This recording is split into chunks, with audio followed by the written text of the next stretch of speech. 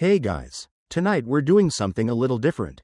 We're heading into the heat, not metaphorically, but literally, to the dry, sunburned heart of ancient Persia, where the sand is hot enough to bake bread, and where somehow, against all logic and thermodynamics, people figured out how to make ice cream.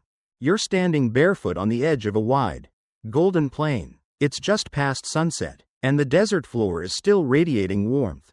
There's a breeze, warm, lazy, and so dry it feels like it might lift the moisture right off your skin. The sky overhead is endless, painted with purples and inky blues, pricked with stars that seem unnaturally bright. You can smell dust and dry grass, and something sweet, like honey, or rosewater. You probably shouldn't be hungry, but here you are. The thing is, this part of the world, modern-day Iran, isn't exactly famous for blizzards. And yet, here you are, craving something cold. Your tongue practically begs for something frosty, something refreshing, and incredibly, they have it. You probably won't survive this heat in real life, of course. Let's be honest, your modern lungs aren't trained for this dust. Your feet aren't used to gravel roads, and your digestive system isn't ready for the kinds of street food they serve here in 400 BCE. But it's fine, you're just here to listen. So, before you get comfortable, take a moment to like the video and subscribe, but only if you genuinely enjoy what I do here. And if you feel like sharing, tell me your location and what time it is for you right now down in the comments. Now, dim the lights, maybe turn on a fan for that soft background hum, and let's ease into tonight's journey together. You begin your walk in a place called Yazd, nestled between mountains and desert, where the summers are brutal and the winters, surprisingly chilly. In the distance, a structure rises from the earth like a forgotten spaceship. It's round, massive, and tan, made of mud brick. No windows, no doors, just a perfectly smooth dome with a flat base, looking like something aliens might use to microwave an entire village. But this isn't a sci-fi moment. It's dessert time. This, dear listener, is a yakshul, literally, an ice pit. It's where ancient Persians stored snow and ice all year round. And they did it without generators, without fans, and certainly without a freezer section in aisle 6. You run your hands along the surface of the yakshul. It's cool to the touch, even though the outside air is still warm enough to cook an egg on a rock.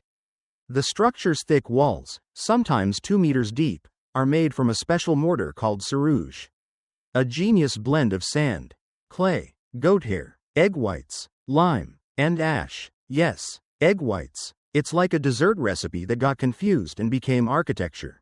This mortar is waterproof and insulating, which means the cold stays in and the heat stays out. If you listen closely, you can almost hear the coldness humming quietly behind the walls, like a contented refrigerator that doesn't need to plug into anything. You walk slowly around it, letting your feet find the shallow grooves in the sand made by generations of sandals and camel hooves. Inside the dome is a large subterranean pit where ice, harvested during winter or made using some truly wild techniques we'll get to soon, was stacked, layered with straw, and sealed away, and somehow, miraculously, it could stay frozen until well into the summer months. Historians still argue whether these yakshuls were used more for storing food, for royal desserts, or for city-wide distribution. Some suggest they were luxury items for the elite, others say they were community efforts, shared by neighbors and families. No one agrees. Everyone's guessing. Even ancient records can't agree if you had to pay to use one, or if you just brought your own ice like an ancient BYO party. Now you picture it. A sleepy Persian town in midsummer. The air shimmering with heat. A child runs down a narrow alley, clutching a sticky wooden spoon covered in icy fruit syrup. Somewhere in the background, a merchant is fanning himself with one hand and selling frozen melon slices with the other. And somewhere nearby, buried in the earth, is a stash of pure, beautiful ice, hidden like treasure. You breathe in the dry, perfumed air. You hear the soft whistle of wind passing over rooftops. You lean against the side of the dome, letting its coolness seep into your back. And you wonder, not for the last time, how they did it.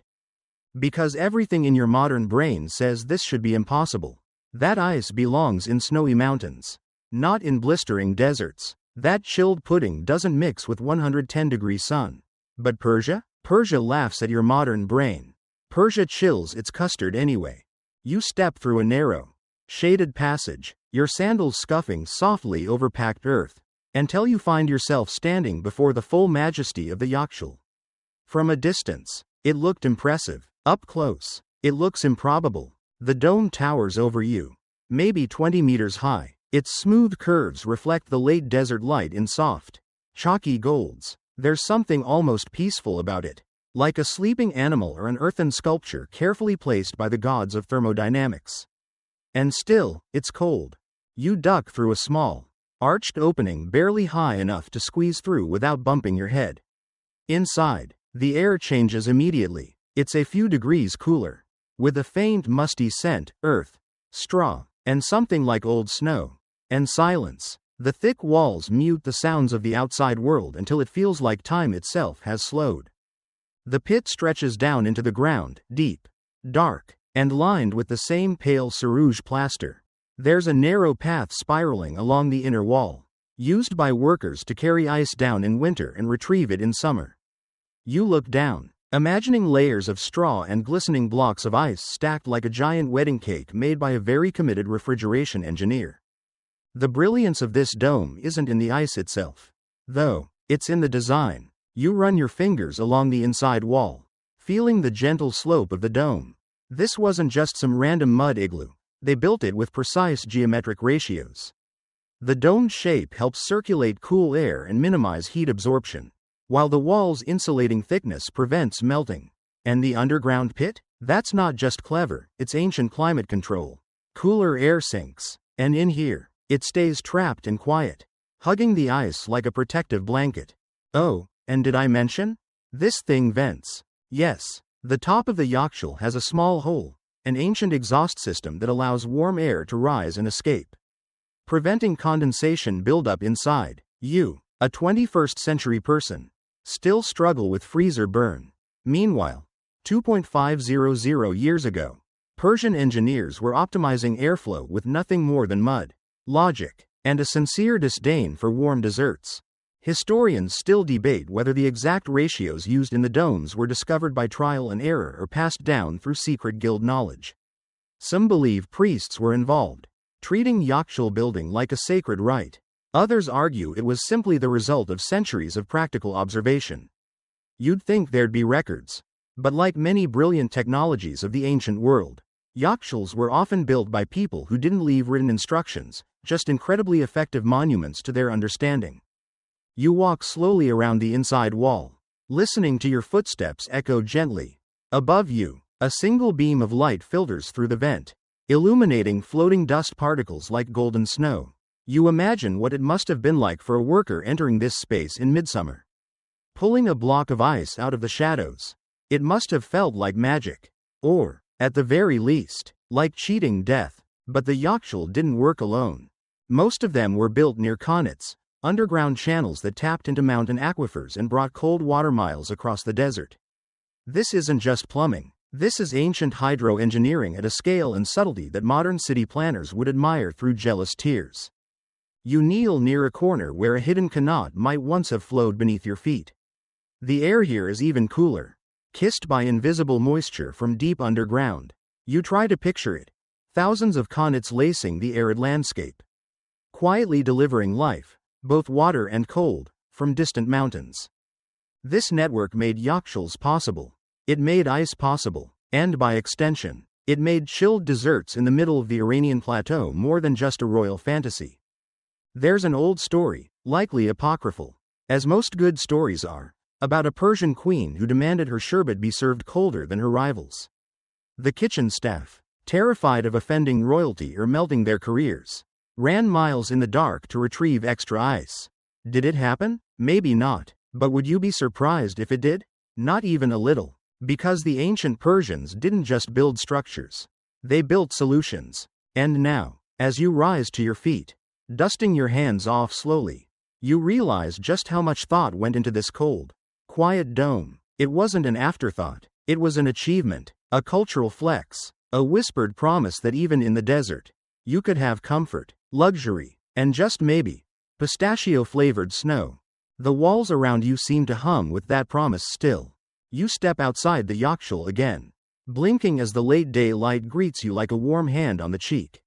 The breeze is slower now, more like a sigh than a gust, and the desert sky has shifted toward a richer blue, the kind that starts swallowing stars as soon as they appear.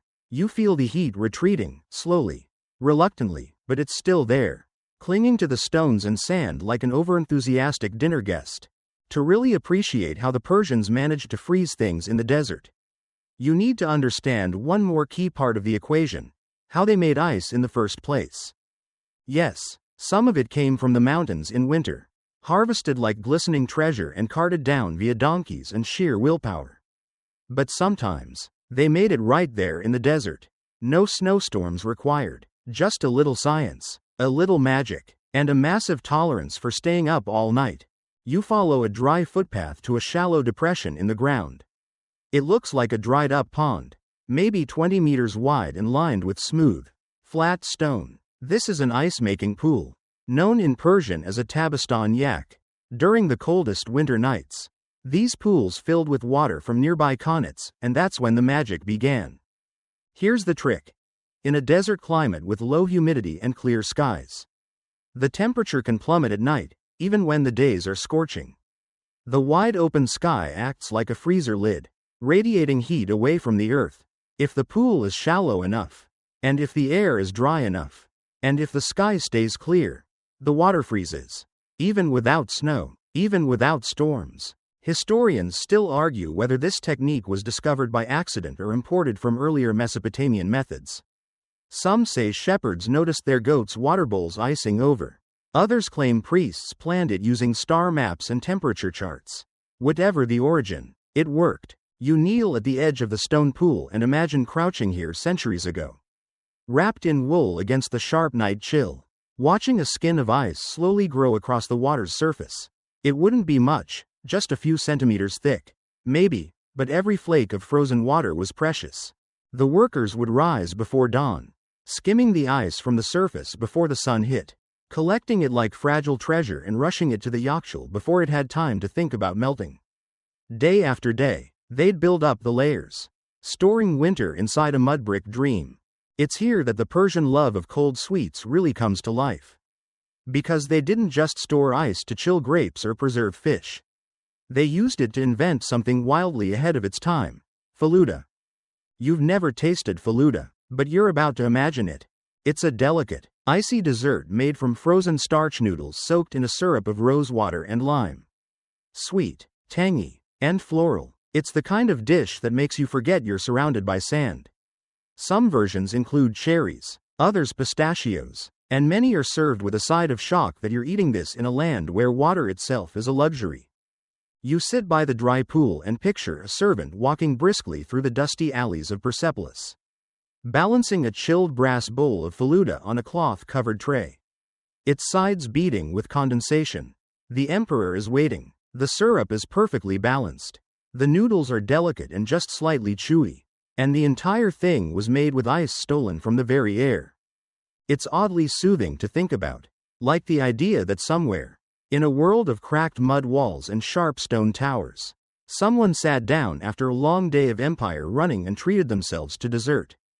You run your hands over the sun-warmed stone, still faintly cool from the desert's evening breath, and in that moment, you feel strangely modern, because this pursuit of comfort in the most unlikely place isn't ancient at all.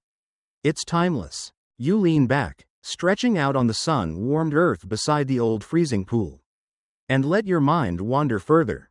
Ice in the desert isn't just about clever engineering, it's about philosophy. The Persians didn't just build to survive.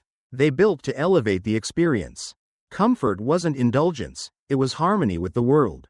A sort of cosmic balancing act between extremes: heat and cold, dryness and moisture, sun and shadow. Nowhere is this balance more delicately struck than in the Persian garden. You brush a little dust from your tunic. Yes, you're wearing a tunic in this imaginary journey. It breathes well, and follow a narrow gravel path leading away from the yakshul site. Ahead, green shimmers where green shouldn't be. And then, suddenly, you're walking among trees, not towering oaks or dense jungle, but carefully arranged rows of cypress and fruit trees, pomegranate, almond, apricot, all growing neatly between channels of flowing water. This is a shahar bagh, a four-part garden, and it is not just landscaping. It is a cosmic diagram made of dirt and water. You wander along a path lined with stone-edged rills, small canals that shimmer and babble gently, fed by, you guessed it, the underground conets. These gardens were carefully engineered microclimates, combining shade, evaporation, and stillness to make the air feel 10, sometimes 15 degrees cooler than the open desert. The air smells of citrus leaves and damp earth. You breathe in slowly, and for a moment, you forget the desert even exists. Historians still debate whether the Shahar Bagh design originated in ancient Persia or was borrowed from older Babylonian concepts of paradise. Some see connections with Zoroastrian cosmology, 4 elements, 4 seasons, 4 sacred directions, all represented in a garden meant to be heaven on earth. Others think it evolved more practically, over time, as irrigation made leisure possible. But to you, lying on a bench under a fig tree, it doesn't matter, because it works. Nearby, a servant, let's call him Daryush, lowers a clay jug into a basin of cool water. The jug is made of porous clay, designed so the water inside slowly evaporates through the surface, cooling it naturally. No wires, no compressors, just clever material science from 500 BCE. He pours a little into a cup for you, and the ceramic sweats in your hand. The water tastes faintly mineral, as if it remembers the mountain.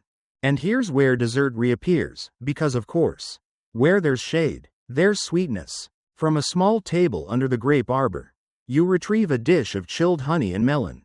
Yes, chilled. The bowl has been resting in a ceramic cooler, like a flowerpot inside another flowerpot with damp sand between them.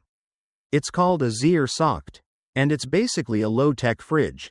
The water evaporates, the heat escapes, and the inside stays cool. Add a bit of breeze, and you've got a quiet miracle. You take a bite of the melon. It's crisp, cold, and so sweet it almost makes your teeth hum. You chew slowly. You do everything slowly here, because the pace of the garden doesn't allow for anything else. Nearby, a man in long robes is writing poetry with a reed pen. His sleeves are rolled up, his sandals discarded, his paper weighted with small stones. Is he a famous poet? Possibly. Could be Hafez. Could be some random guy named Reza who just really loves rhyming about apricots. Either way, his verses drift across the garden like perfume. You think to yourself, this isn't just refrigeration. This is therapy. And it's no accident. For the Persians, taste, temperature, scent, and even color were all part of medicine. Cooling foods, like melons, rose water, cucumbers, and yogurt, were considered balancing agents for the body's inner fire. The idea was to restore harmony, not just beat the heat. Even their desserts were designed with this in mind. Faluda, as you recall, was cooling in more ways than one, and later versions would be joined by Bastani Sanati, a kind of saffron ice cream with pistachios and a stretchy texture thanks to orchid flower. You let the imaginary scoop melt on your tongue as birds sing lazily in the branches overhead. This was a world where science and pleasure were never at odds. Where gardens were both spiritual sanctuaries and engineering marvels. And where eating a frozen dessert wasn't just a treat, it was a philosophical act. Your eyes begin to close, lulled by the sound of water and wind through leaves. In the Persian desert, they made peace with extremes. And you, lucky guest of the past, get to nap in the middle of that peace, belly full of chilled honey and melon, with a soft breeze reminding you that sometimes, genius looks like stillness. Somewhere between the garden's hush and the slow drifting clouds overhead, you feel time shift again. The trees blur at the edges, the birds quiet, and now you're walking, not in a lush courtyard, but along a dirt road just outside a bustling city in ancient Persia. The sun is low, the shadows are long, and the air is thick with the scent of cumin, goat, and freshly ground barley flour. This is not the realm of kings and philosophers. This is the bazaar, and it smells absolutely amazing. You squeeze between donkeys loaded with baskets, old women selling herbs, and children darting past with figs in sticky hands. There's a vendor hollering about saffron prices. Another sings gently while grinding dried limes with a mortar and pestle. And over everything floats the sweet, tangy steam of, you guessed it, ice. Yes, right here, in the dust and heat. A street vendor is selling frozen dessert from a cart cooled with fresh packed ice from the Yakshul. His cart is a wonder of its own. It's wooden, but lined with straw and wrapped in thick, quilted fabric. Inside, he's packed slabs of winter ice layered with sawdust. He pulls one chunk free with a flat, metal scoop and shaves off curls of it into a bronze bowl. A drizzle of sour cherry syrup, a few sprigs of mint, and just like that, you've got yourself an ancient Persian snow cone. Historians still debate how widespread these frozen street treats were. Some argue they were reserved for the elite or served only during religious festivals. Others believe clever merchants found ways to sell them cheaply, ice mixed with fruit mush, barley syrup, or leftover dates, to anyone with a few coppers to spare. Either way, the idea of dessert to go is clearly not as modern as you'd think. You lean against a warm stone wall, your bowl of snow melting slightly, and watch the street swirl around you. Here, refrigeration isn't some distant marvel of the upper class. It's woven into daily life. And it's not just food they're cooling. Step inside a nearby bathhouse, called a hammam, and you'll discover another layer of Persian cool. These public baths were more than just washing stations. They were social hubs, health centers, and yes, climate-controlled sanctuaries. The hammam smells of eucalyptus and stone. Inside, rooms progress from hot to warm to cold. And in the coolest room, there's a little marble niche where a chilled rosewater towel waits for you. How is it cold? A servant just fetched it from a yakshul tucked discreetly behind the building. You press it to your face, breathing in that floral coldness. It's like wiping your face with a memory of spring. The hammam even sells tiny bowls of frozen yogurt mixed with dates, served after your bath to help seal in the cool. As one robe-clad patron puts it, you sit with him in silence, feet on the damp tile, as the yogurt melts slightly in its clay dish. This isn't a luxury, this is maintenance. And what's more remarkable is that the entire city operates on this invisible web of cooling. Connaughts feed fountains, ice is stored under domes, fruit stalls chill produce with damp burlap and morning breeze. Everything is gently engineered to resist the sun's tyranny. You step back into the street. Your shoulders are warm again. Someone calls your name. It sounds like your name anyway, and offers you a thin, chilled drink made from tamarind and cinnamon bark. You sip it slowly. It's tart, it's earthy, it's cold. And as you lean into the rhythm of this life, where cold isn't rare, just carefully courted, you realize something else. None of this is improvised. Everything has been designed with patience. The cooling domes, the shaded alleys, the iced desserts, the chilled towels. It's not a world of last-minute fixes. It's a world that took its time, that looked at the desert and said, no, we're not just going to survive here. We're going to be comfortable. And for a few sweet minutes. So are you. The wind picks up slightly as you stroll out of the bazaar, past the hammam and snow cone vendor, back into the honeyed light of the afternoon. Your feet kick up fine dust as you follow a lesser-traveled path toward the outskirts, toward where the richer homes of noble families rest behind their high mud-brick walls. You're not trespassing. No one's stopping you. This is imagination, after all, and you're gently gliding from one layer of ancient Persian life to another. Inside one such noble home, past an arched wooden gate studded with iron nails, is a courtyard shaded by date palms and blooming jasmine vines. The scent of the flowers hits you first, sweet and just on the edge of being too much. You move through it like a slow wave.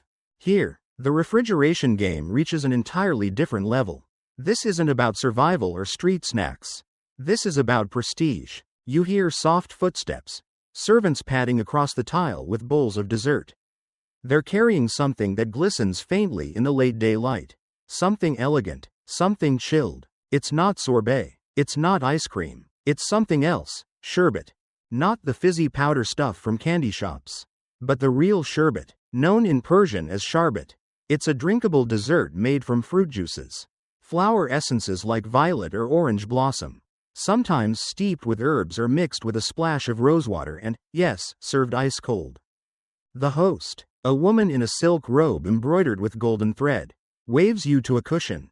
Her henna'd hands lift a small, Glass cup toward you. It's sweating delicately. The sherbet inside is a dusky pink color. And you can see a crushed mint leaf floating at the top. You sip. It tastes like poetry. Historians still argue whether the practice of icing drinks originated with the Persians or was borrowed from earlier Mesopotamian rituals. Some claim Alexander the Great brought back the habit after his Persian campaigns. Addicted to the refreshment of wine mixed with snow, others say it filtered into Persia from Central Asia's cooler mountain tribes. But whatever its origins, by the time you're sitting here with your dainty cup of chilled sherbet, it's clear this is a fully developed art form. Noble households had their own recipes, family secrets. Even, some sherbets were meant to invigorate, others to calm the mind. A few were even said to soothe nightmares.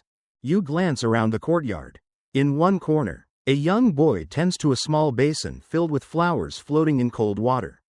Every now and then, he sprinkles rose petals into it, adding fresh fragrance. It's not just decorative, that basin is cooling the air itself. Through evaporation, turning the entire courtyard into a slow, fragrant breeze machine. And here's the delightful, quirky detail. Servants often added thin strips of citrus peel or even powdered pearls to elite desserts, believing it enhanced their cooling properties. One especially eccentric prince reportedly insisted his sherbet be served in cups carved from solid alabaster, because he claimed metal held bad vibrations. You're not sure about vibrations, but you can confirm the cup you're holding feels almost magical. And then there's the real showstopper, faluda served on a silver tray, decorated with chilled orchid blossoms and a tiny clay pot of syrup on the side. This version is nothing like the simple street dessert. Here, the noodles are thinner, more delicate. The syrup has hints of saffron and elderflower. And, get this, the bowl has been chilled with ice packed inside an outer ring, hidden by a layer of crushed lilac blossoms. The presentation alone is enough to make your jaw go slightly slack. Or maybe that's just the heat. You take a bite, and it's so cold it almost stings, but in a good way. Like dipping your fingers into a stream after a long hike. A sensory reset. A few noble guests murmur appreciatively around you, fanning themselves lazily with palm frond fans. Their conversation drifts toward philosophy, toward love poetry, toward which garden city is the best for late spring holidays. This moment, this whole chilled dessert culture, isn't just about defeating the climate. It's about asserting elegance over chaos. Heat tries to overwhelm, you counter with stillness, fragrance, texture,